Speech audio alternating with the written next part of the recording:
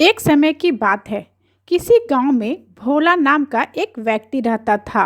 वह अपने नाम के तरह बहुत ही भोला था और वह बहुत ज्यादा आलसी भी था। ये भोला तो सारा दिन सोता रहता है। अरे भोला उठ, कुछ काम भी कर लिया कर। अरे तुम भी किसको बोल रहे हो? सारा दिन तो यह बिस्तर तोड़ता है और लेटा रहता है बस। सही कह रही हो माँ। इसे तो सोए सोए खाने पीने को मिल ही जाता है माँ। तो काम करने की क्या ज़रूरत है। एक काम करो माँ, इसे 2 दिन खाना पीना मत दो। इसकी अकल ठिकाने आ जाएगी। अरे भोला, अभी तो शर्म कर। जाके बाहर देख, सब कितने अच्छे से कमा खा रहे हैं। रोज के चिक चिक से भोला परेशान हो जाता है और अपना घर छोड़कर बाहर निकल जाता है। बाहर चलते हुए वह एक आश्रम में पहुंचता है। वहां भोला देखता है कि वहां एक ऋषि मुनि है जो अपने शिष्यों के साथ रहते हैं। तभी भोला अपने मन में सोचता है, अरे ये आश्रम तो कितना अच्छा है। यहाँ तो काम भी नहीं करना पड़ेगा। भगवान राम की भक्ति करो, दिन भर खाओ और सो। कितना आराम ही आराम है यहाँ पे। पापा तो हमेशा बोलते थे कि 2 वक्त की रोटी भी नहीं मिलेगी। ये जगह तो मेरे रहने के लिए बिल्कुल ही सही है। यहाँ तो बस पूजा ही करना है ना, वो तो मैं कर ही लूँगा। प्रणाम गुरुजी, मैं बहुत दूर गांव से आया हुआ हूँ। क्या मैं आपके आश्रम में रह सकता हूँ? हाँ हाँ, क्यों नहीं। तुम इस आश्रम में रह सकते हो, किंतु एक समस्या है गुरुजी। मैं कोई काम नहीं कर सकता। गुरुजी, काम के बारे में सोचते ही मुझे आलस आने लगती है। कोई बात नहीं, यहाँ करना ही क्या है। यहाँ तो बस राम की भक्ति करनी है। हाँ हाँ गुरुजी, पूजा पाठ तो मैं आराम से कर लूँगा। इस तरह भोला उस आश्रम में रहने लगा। सुबह उठकर वो बड़े ही मन से भगवान राम और सीता की पूजा पाठ करता। उसके बाद भर पेट खाना खाता और दिन भर सोया रहता। इस तरह उसका जीवन बहुत ही आराम से गुजर रहा था।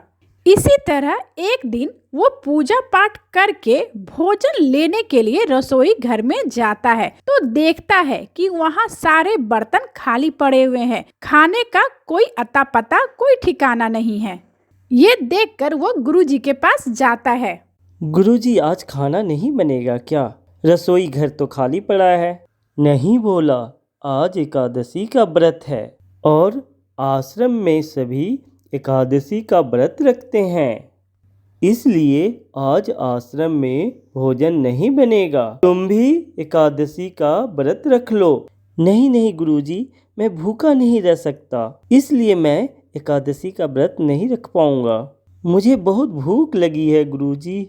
ठीक है भोला, अगर ऐसी बात है तो तुम अपना भोजन स्वयं बना लो। ठीक है गुरुजी, मैं अपना भोजन स्वयं ही बना लूँगा। ठीक है भोला, तुम रसोई से लकड़ी, आटा, दाल, सब्जी और जो भी चाहिए वहाँ से ले लो और नदी के उस पार जाकर स्वयं भोजन बना लो। किंतु एक बात याद रखना, भोजन करने से पहले भगवान राम को भोग लगाना मत भूलना। जैसी आज्ञा गुरुजी, प्रणाम। इस तरह भोला सारा सामान लेकर नाव में बैठकर नदी के उस पार जाता है और जैसे तैसे बैठकर भोजन तैयार करता है। लेकिन जैसे ही वो भोजन करने वाला होता है तभी उसे गुरुजी की बातें याद आती है। अरे अरे, याद आया। गुरुजी ने कहा था पहले भगवान राम को भोग लगाना, फिर स्वयं भोजन करना। चलो भगवान राम जी को बुला लेता हूँ। प्रभु श्री राम आइए, भगवान राम आइए। मैं भोग लगाने के लिए आपका इंतजार कर रहा हूँ। कहाँ है प्रभु राम? जल्दी आइए, मुझे जोरों की भूख लगी है। प्रभु राम आइए, मेरे भोजन का भोग लगाइए। कुछ देर बाद भोला परेशान हो जाता है क्योंकि बार बार बुलाने के बावजूद भगवान श्री राम वहाँ नहीं आ रहे थे। वो इतना भोला था कि उसे पता ही नहीं था कि भगवान स्वयं भोजन करने नहीं आते हैं। ओह, मैं समझ गया राम जी, आप भोजन करने क्यों नहीं आ रहे हैं। आपको तो अच्छे अच्छे पकवान खाने की आदत है। आप मेरा रूखा सूखा खाना कैसे खाएंगे? लेकिन आपको बता दूं, मैं आश्रम में भी आपको कुछ नहीं मिलेगा।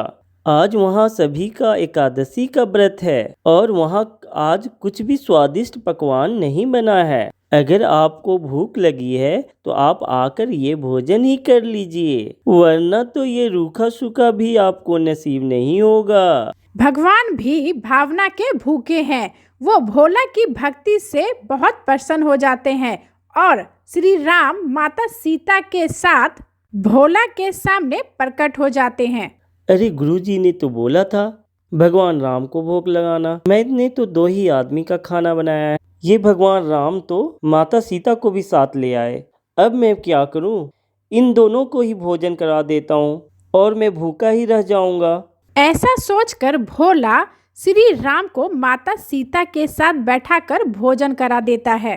भगवान, आपके इस भक्त ने तो बहुत ही स्वादिष्ट भोजन बनाया है। देवी, इसलिए तो मैं तुम्हें यहाँ आने के लिए आग्रह कर रहा था।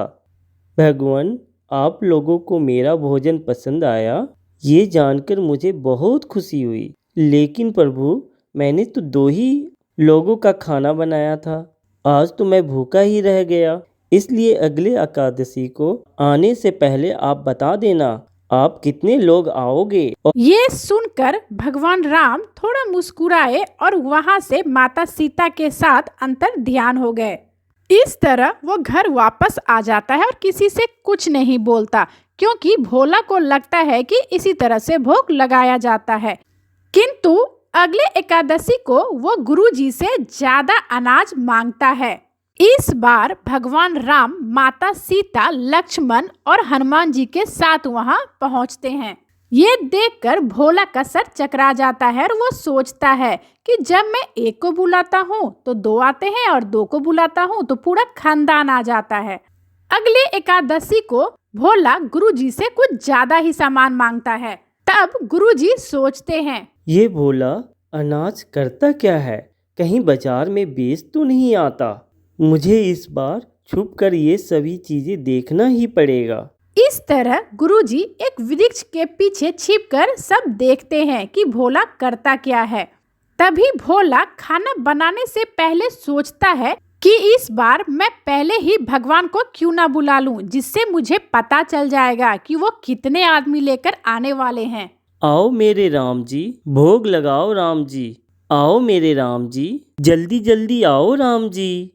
मेरे भोजन का भोग लगाओ राम जी। ये क्या बोला? तुमने तो भोजन अभी बनाया ही नहीं है और हमें भोग के लिए तुमने बुला लिया। नहीं प्रभु, मैंने सोचा पहले मैं आपको बुला लूं, फिर भोजन बनाऊं, जिससे मुझे पता चले कि कितने लोग आप लोग आओगे।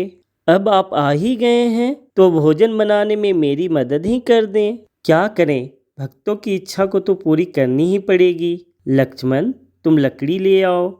देवी सीता, आप सब्जियां काट लें और मैं चूल्हे की तैयारी करता हूँ। ऐसा कहकर सभी भोजन बनाने के लिए बैठ जाते हैं और उधर भोला ये सब देख रहा था।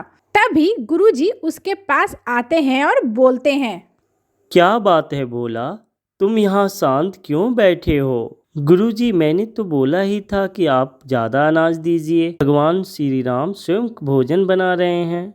क्या बोल रहे हो भोला? यहाँ तो मुझे कोई नहीं दिख रहा। भगवान राम, आप गुरुजी को क्यों नहीं दिखाई दे रहे हैं? भोला, गुरुजी मुझे नहीं देख सकते हैं। हे प्रभु राम, यदि मुझसे कुछ गलती हो गई है तो मुझे क्षमा करें और मुझे अपने दर्शन देकर कृतार्थ करें।